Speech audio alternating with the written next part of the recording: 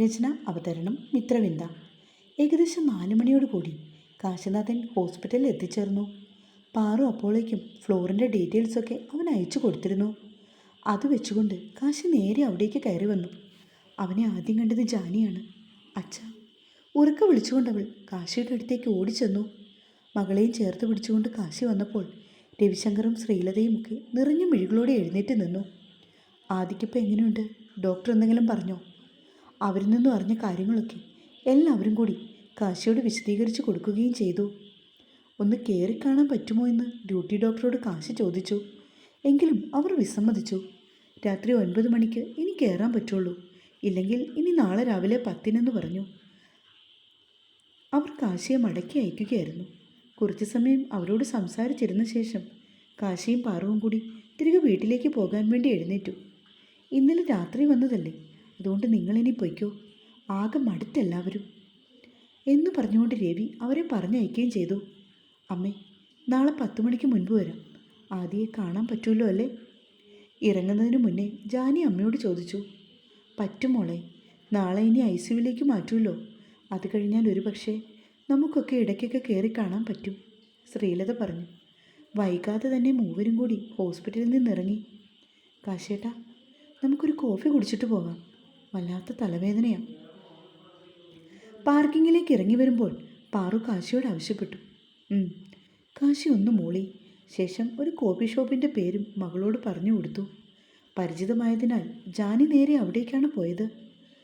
പാറു എന്തൊക്കെയോ പറയാൻ ശ്രമിക്കുന്നുണ്ട്, എങ്കിലും കാശിയും ജാനിയും നിശബ്ദരായിരുന്നു.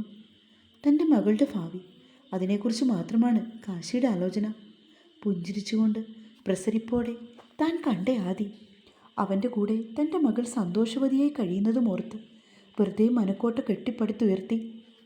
എന്നിട്ടൊടുക്കും ഇടയ്ക്കൊക്കെ കാശി മുഖം തിരിച്ച് മകളെ നോക്കും. ഡ്രൈവ് ചെയ്യുകയാണെങ്കിൽ പോലും അവളുടെ മനസ്സ് ഇവിടെ ഒന്നുമല്ലെന്ന് അവന് വ്യക്തമായി അറിയാം. വീട്ടിലെത്തിയ ശേഷം ജാനി മുറിയിൽ കയറി വാതിലടച്ചു. എന്നിട്ട് ബാഗിലിരുന്ന കവർ പുറത്തേക്കെടുത്തു. ഹോസ്പിറ്റലിൽ നിന്ന് ലഭിച്ച ആദിയുടെ വേഷം അതെടുത്തതും അവളുടെ കയ്യിലിരുന്ന് വിറകൊണ്ടു. അത്രമേൽ അടക്കി വച്ചിരുന്ന നൊമ്പരം മുഴുവൻ ഒരു പേമാരിയായി ആർത്തിരമ്പി പുറത്തേക്ക് വന്നു. ആദിയുടെ രക്തത്തിൻ്റെ മണം അത് അവളുടെ നാസിക തുമ്പിൽ കൂടി അവളുടെ ഓരോ സിരകളിലും വ്യാപിച്ചു. ആദി മെല്ലെ അവൻ്റെ രക്തക്കര ഉരുണ്ട വസ്ത്രത്തിൽ മുഖം പൂഴ്ത്തിയിരുന്നു. ആ ഇരിപ്പിൽ തൻ്റെ ജീവിതത്തിൽ ഏറ്റവും പ്രധാനപ്പെട്ട തീരുമാനവും അവൾ എടുക്കുകയായിരുന്നു. അതെ, തൻ്റെ ജീവിതത്തിലൊരു വിവാഹമുണ്ടെങ്കിൽ, തന്നെ ഒരുവൻ താലി ചാർത്തുന്നുണ്ടെങ്കിൽ, അത് മറ്റാരുമല്ല, അതെൻ്റെ ആദി മാത്രമായിരിക്കും. മറ്റൊരാളുടെയും മുന്നിൽ താൻ ഇനി കഴുത്തു നീട്ടില്ല, ഉറപ്പ്. മാറോടടക്കി പിടിച്ചിരിക്കുന്ന അവൻ്റെ ആ ഗന്ധം, അതിലേക്ക് ഉറ്റുനോക്കിക്കൊണ്ട് അവൾ ശപഥം ചെയ്തു. ഫോൺ ഇരമ്പുന്ന ശബ്ദം കേട്ടപ്പോൾ എഴുന്നേറ്റ് വന്നത് എടുത്തു നോക്കി. ഭഗത് ആയിരുന്നത്. ഹലോ. ആ എടി, നീ വീട്ടിൽ വന്നോ? വന്നു. ഓക്കെ, അങ്കിൾ എപ്പോൾ എത്തി? 5 മണിയായപ്പോൾ. എങ്ങനെയുണ്ട് ആദിയുടെ കണ്ടീഷൻ? ഡോക്ടർ പറഞ്ഞ കാര്യങ്ങളൊക്കെ അവൾ അവനെ ധരിപ്പിച്ചു. കുറച്ചു സമയം അവനോട് സംസാരിച്ച ശേഷം ജാനി ഫോൺ കട്ട് ചെയ്തു. ഒരിക്കൽ പോലും ദേവേട്ടനൊന്നും വിളിച്ചില്ലല്ലോ.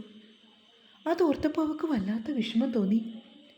താൻ അത്രമാത്രം ഇഷ്ടപ്പെട്ടിട്ട്, കൂടെ കൂടാൻ ആഗ്രഹിച്ചിട്ട്, അച്ഛൻ പറയും പോലെ പ്രായത്തിൻ്റെ ചാബല്യമാകും, അല്ലെങ്കിൽ ആൾക്ക് എന്നോട് അങ്ങനൊരു വികാരം ഇല്ലായിരിക്കും. പോട്ടെ, അയാൾക്ക് വിധിച്ചത് വേറെ ഏതെങ്കിലും ഒരു പെൺകുട്ടിയാവും. അതുകൊണ്ടായിരിക്കും ഒരുപക്ഷെ ഇങ്ങനെയൊക്കെ സംഭവിച്ചത്. പക്ഷേ എൻ്റെ പ്രണയം സത്യമായിരുന്നു, ആത്മാർത്ഥവും. സത്യമായ പ്രണയം വിജയിക്കുമെന്ന് മുൻപ് എവിടെയോ വായിച്ചിട്ടുണ്ട്. എന്നിട്ടോ ഒരിക്കലെങ്കിലും, ഒരേ ഒരു തവണയെങ്കിലും ദേവേട്ടനൊന്ന് വിളിച്ചോ? തനിക്ക് ആ ശബ്ദമൊന്നും കേൾക്കാതെ ഉറക്കം പോലും വരില്ലായിരുന്നു. ഓഫീസിൽ വെച്ച് കണ്ടിട്ടും സംസാരിച്ചിട്ടും പോരുന്നതാണെങ്കിൽ പോലും വീട്ടിലെത്തിയ ശേഷം കുളി കഴിഞ്ഞാൽ ഉടനെ താൻ വിളിക്കും. കഴിച്ചോ, കുളിച്ചോ, കുടിച്ചോ എല്ലാം അറിയണമായിരുന്നു. എന്നാൽ ഇനി വേണ്ട, താനൊക്കെ മറന്നു. ഹോസ്പിറ്റലിൽ ആദ്യം കയറി കണ്ട നിമിഷം മുതൽക്കേ കഴിഞ്ഞതൊക്കെ താൻ മറന്നു. അത്രമാത്രം താൻ ദേവേട്ടനെ സ്നേഹിച്ചുള്ളൂ എന്ന് പലവട്ടം ഓർത്തു. പക്ഷേ തനിക്ക് വേണ്ടി, അതും വെറും 1.5 മാസത്തെ ഒരു പരിചയം, അതിനേക്കാൾ ഉപരി ഒരേ ഒരു ദിവസത്തെ സംസാരം കൊണ്ട് മാത്രം വളരെ ആത്മാർത്ഥമായിട്ട് ദേവിനോട് സംസാരിക്കാൻ പോയതാണ് പാവം ആദി. എന്നിട്ട് ആ പാവത്തിന് സംഭവിച്ചത്? പാതി ജീവൻ നഷ്ടമായത് താൻ ഒരാൾ കാരണമാണ്.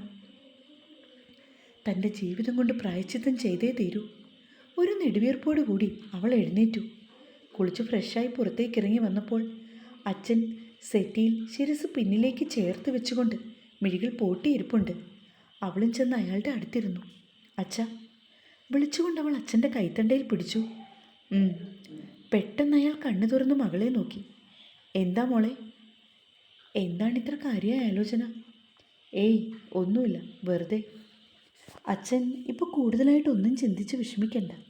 എല്ലാം ഈശ്വര നിശ്ചയം പോലെ നടക്കട്ടെ.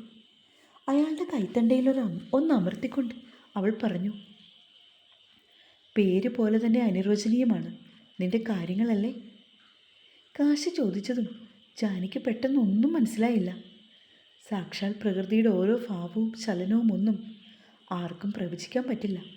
അതുപോലെയാണല്ലോ മോളെ നിന്റെ കാര്യങ്ങളും. തൻ്റെ ഇടതുകൈ നീട്ടി അവൻ അവളുടെ മൂർത്താവിൽ തലോടി.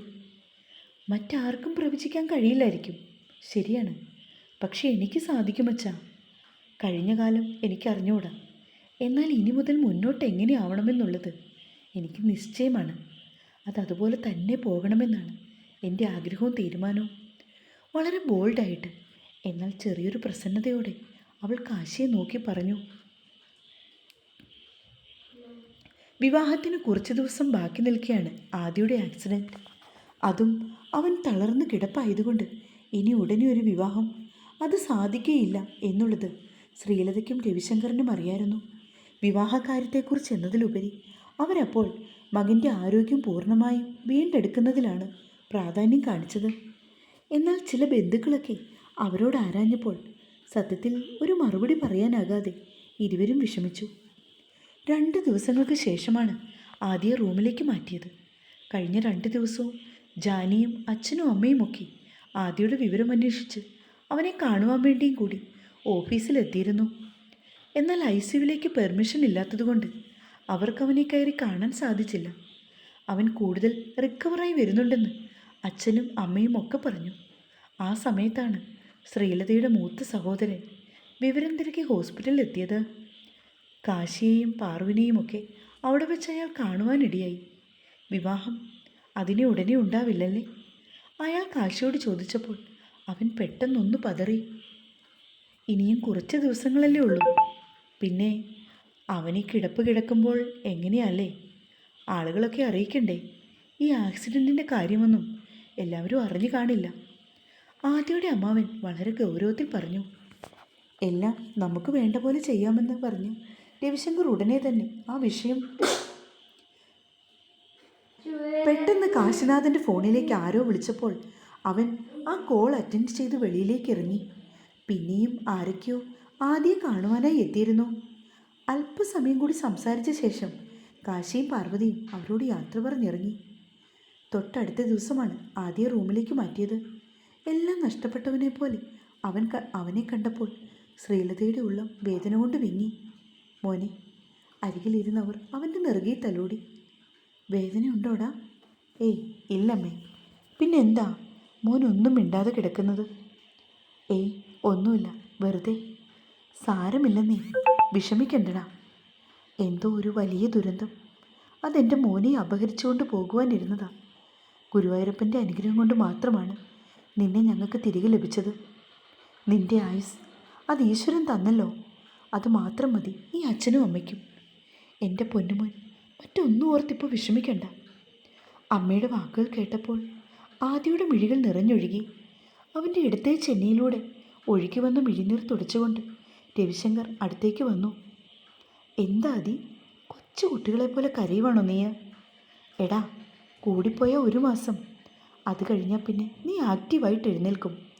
ലോകത്തിൻ്റെ ഏത് കോണിൽ കൊണ്ടുപോയാണെങ്കിലും ശരി, നിന്നെ ഞാൻ ചികിത്സിച്ച് നടത്തിയിരിക്കും. ഞാൻ സമ്പാദിച്ചു കൂട്ടിയ ഒരു സ്വത്തും എനിക്ക് വേണ്ട. എല്ലാം എൻ്റെ മോന് വേണ്ടി ചിലവഴിക്കാൻ അച്ഛനും അമ്മയും തയ്യാറാണ്. അതുകൊണ്ട് ഒന്നുകൊണ്ടും നീ വിഷമിക്കണ്ട. പെട്ടെന്ന് തന്നെ നീ പഴയ രീതിയിലേക്ക് വരും. അത്രമേൽ ആത്മവിശ്വാസത്തോടെ രവിശങ്കർ മകനെ നോക്കി പറഞ്ഞു. അപ്പോഴാണ് ഡോറിൽ ആരോ തട്ടുന്ന പോലെ തോന്നിയത്. ശ്രീലത ചെന്ന് വാതി തുറന്നപ്പോൾ ജാനിയായിരുന്നു. അവളെ കണ്ടതും ശ്രീലത പുഞ്ചിരിച്ചു. ആദ്യം എപ്പോഴാണ് റൂമിലേക്ക് ഷിഫ്റ്റ് ചെയ്തത്? ചോദിച്ചുകൊണ്ട് അവൾ അവൻ്റെ അരികിലേക്ക് ഓടി വന്നു. അരമണിക്കൂറായി കാണും മോളെ.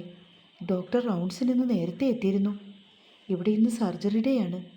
സോ ആദ്യം എവിടേക്ക് മാറ്റുവാൻ വേണ്ട നിർദ്ദേശങ്ങളൊക്കെ കൊടുത്തിട്ട് അദ്ദേഹം തിയേറ്ററിലേക്ക് പോയി. രവിശങ്കർ ആദിയുടെ അരികിൽ നിന്നും എഴുന്നേറ്റു. ആദി വിളിച്ചുകൊണ്ടവൾ അവൻ്റെ ബെഡിൻ്റെ അരികിലായി കിടന്ന കസേരയിലിരുന്നു. എന്നിട്ട് അവൻ്റെ കയ്യിൽ മെല്ലെ വിരലൊടിച്ചു. ശ്രീലതയും രവിശങ്കറും റൂമിൽ നിന്ന് വെളിയിലേക്ക് ഇറങ്ങിപ്പോയത് മനഃപൂർവ്വമാണെന്ന് ആദിക്ക് മനസ്സിലായി. ഇപ്പോൾ വേദനയൊക്കെ കുറവുണ്ടോ ആദി? അവൾ ചോദിച്ചതും അവൻ ഉണ്ടെന്ന് മെല്ലെ മുഖം ചലിപ്പിച്ചു. താൻ ഒറ്റയ്ക്കാണോ വന്നത്? അതെ, അച്ഛൻ നമ്മുടെ വിവാഹം നടത്താൻ വേണ്ടി കൺവെൻഷൻ സെൻറ്ററിൽ പോയിരിക്കുകയാണ്. അത് ക്യാൻസൽ ചെയ്യുവാൻ. അവനൊന്ന് മോളി. ആദിക്കെന്നോട് വെറുപ്പുണ്ടോ? ചോദിച്ചപ്പോൾ അവളുടെ വാക്കുകൾ ഇടറി. എന്തിനാണോ എനിക്ക് തന്നോട് വെറുപ്പ്?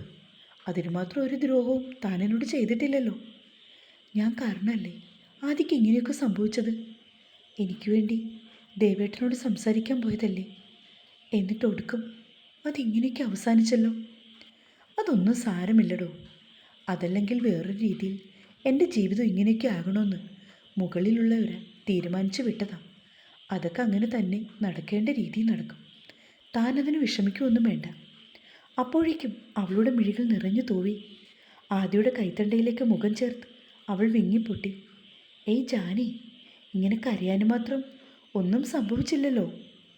ഈശ്വരൻ എനിക്കെൻ്റെ ജീവൻ തിരിച്ചു തന്നില്ലേ? ഇനി എവിടെയെങ്കിലും പോയി നല്ലൊരു ട്രീറ്റ്മെൻറ്റൊക്കെ നടത്തി പഴയ പോലെ ആകണം. അവൻ തൻ്റെ കൈ മെല്ലെ പിൻവലിച്ച ശേഷം അവളുടെ കവിളിൽ തലോടി. താൻ ഇങ്ങനെ കരഞ്ഞിരിക്കല്ലേ പ്ലീസ്. എനിക്കത് കാണാൻ പറ്റില്ലടോ. അവൻ എത്രയൊക്കെ പറഞ്ഞിട്ടും ജാനിയുടെ കണ്ണുനീർ തോർന്നിരുന്നില്ല. ജാനി, ഡോ, അച്ഛനും അമ്മയും കയറി വന്ന നാണക്കേടാണ് കേട്ടോ. കണ്ണു തുടയ്ക്ക്. അവൻ അല്പം ശബ്ദമുയർത്തി. ജാനി, ഇതൊക്കെ ദൈവനിശ്ചയമാണ്. ഒരുപക്ഷെ താനും ദൈവം ഒന്നാവാനായിരിക്കും ഈശ്വരൻ ഇങ്ങനെയൊരു ഡ്രാമ കളിച്ചത്. നമുക്ക് കാശ്യങ്ങളോട് സംസാരിക്കാം. എന്നിട്ട് തൻ്റെ കാര്യം ഞാൻ റെഡിയാക്കി തരാം. ഒന്ന് ഫോൺ വിളിച്ച് തരാമോ? ഞാൻ കാര്യങ്ങളൊക്കെ ധരിപ്പിക്കാം.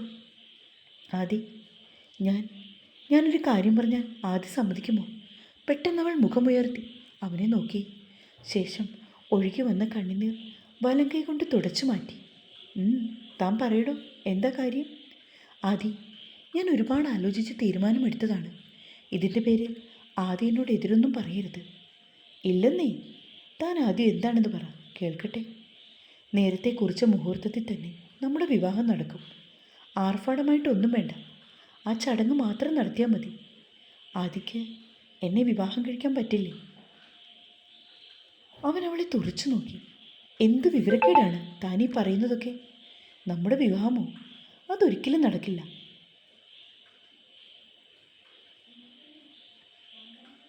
തൻ്റെ കുടുംബത്തെ അപേക്ഷിച്ച് നോക്കുമ്പോൾ ഒരുപാട് കുറവുകളുണ്ട്.